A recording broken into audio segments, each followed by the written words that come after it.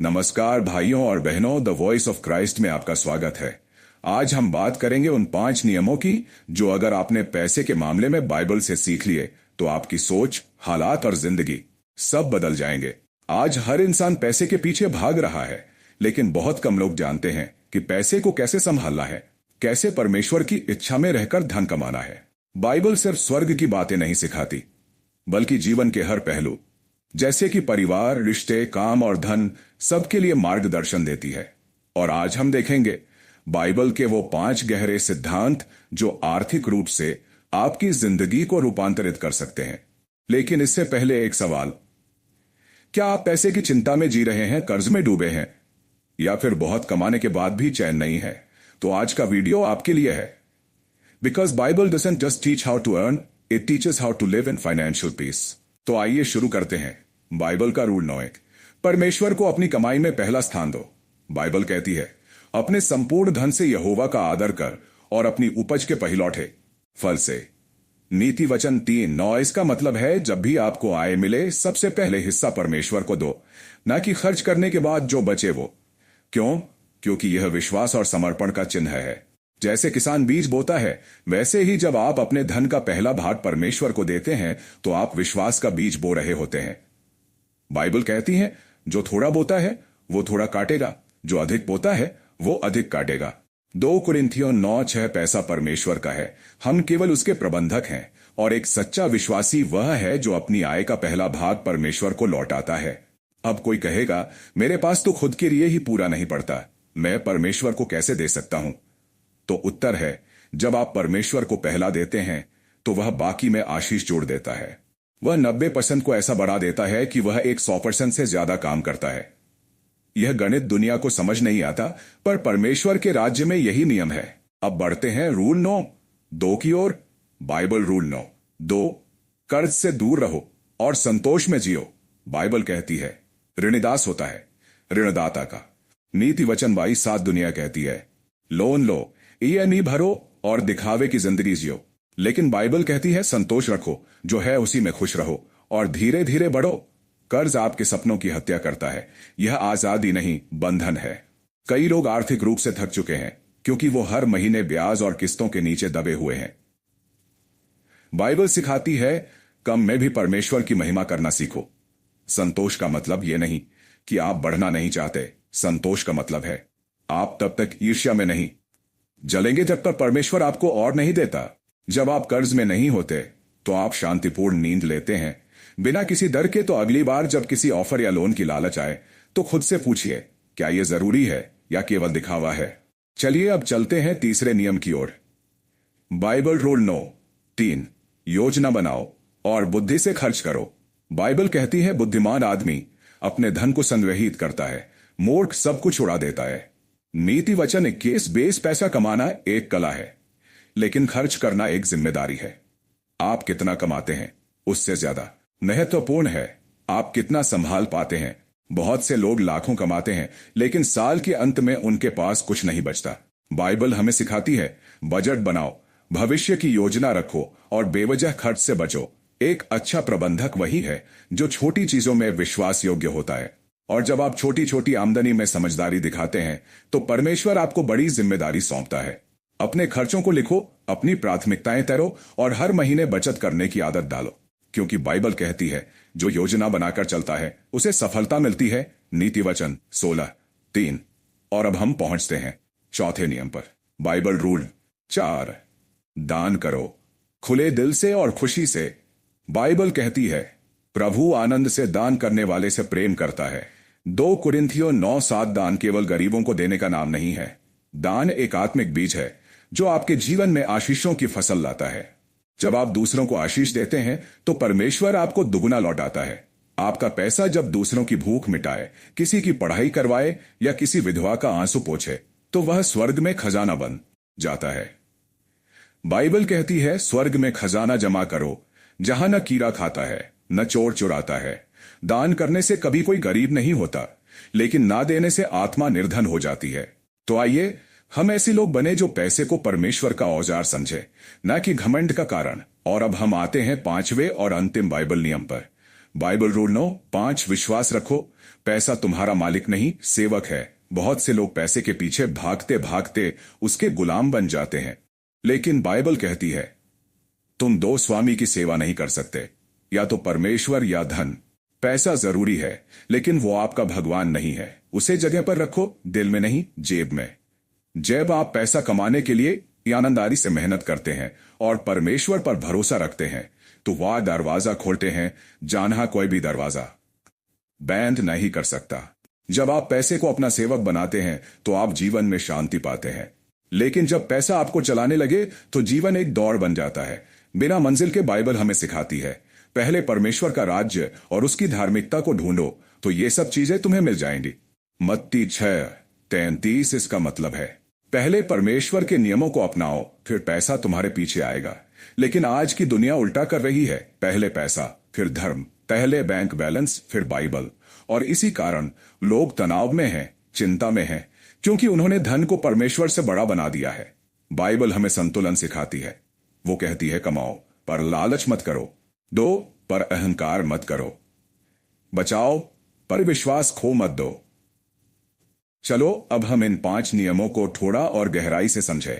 Rule 1, परमेश्वर को पहला स्थान देना, यानी हर कमाई को आशीर्वाद के रूप में देखना। यह समझना कि जो कुछ है वो उसी का दिया हुआ है। जब आप अपनी आय में पहली प्राथमिकता परमेश्वर को देते हैं तो आप उस स्वर्गीय गणित को छूते हैं जो इंसानी समझ से परे है। तब परमेश्वर तुम्हारे लिए खिड़कियां खोलता है और स्वर्ग से आशीषों की वर्षा करता है। रूल 2, कर्ज से बचना। आज के जमाने में कर्ज को सामान्य मान लिया गया है, लेकिन बाइबल कर्ज को जंजीर कहती है। कई लोग लाखों कमा रहे हैं पर कर्ज की वजह से रोज मर रहे हैं। अगर आप आज खुद से कहें मैं अब दिखावे के लिए नहीं सच के लिए जीऊंगा, मैं कर्ज नहीं लूंगा, मैं अपने संसाधनों से संतोष रखूंगा, तो विश्वास कीजिए परमेश्वर आपको धीरे धीरे आर्थिक स्वतंत्रता की ओर ले जाएगा। रूल 3, योजना बनाना।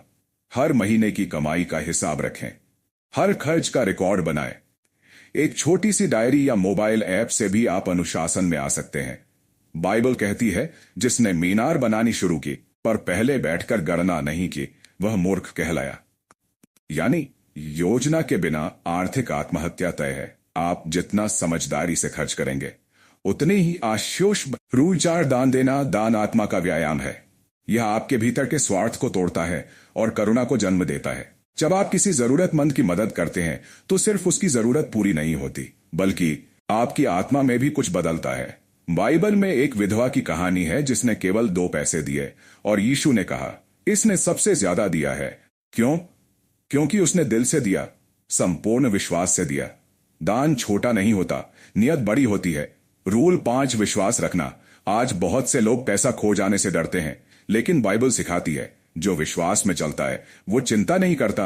बाइबल कहती है मेरे धर्मी विश्वास से जीवित रहेंगे।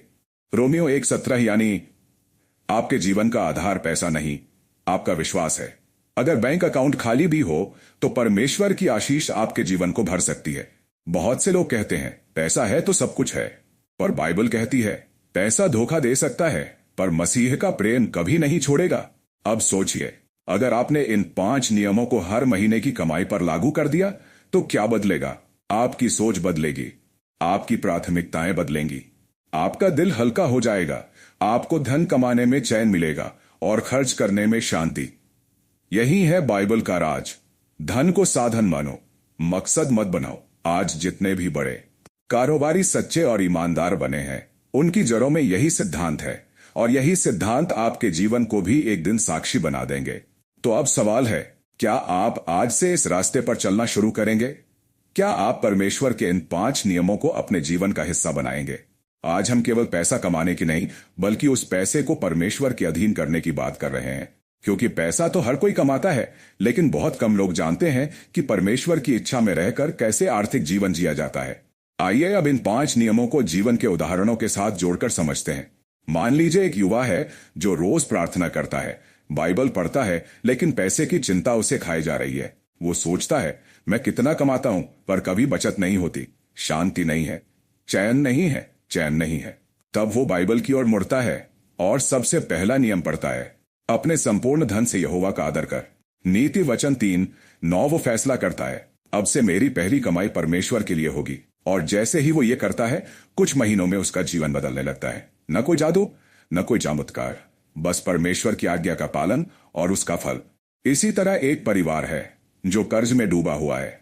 ईएमआई की किस्तें, बच्चों की फीस, हर समय तनाव, लेकिन फिर वे रूल 9-2 अपनाते हैं।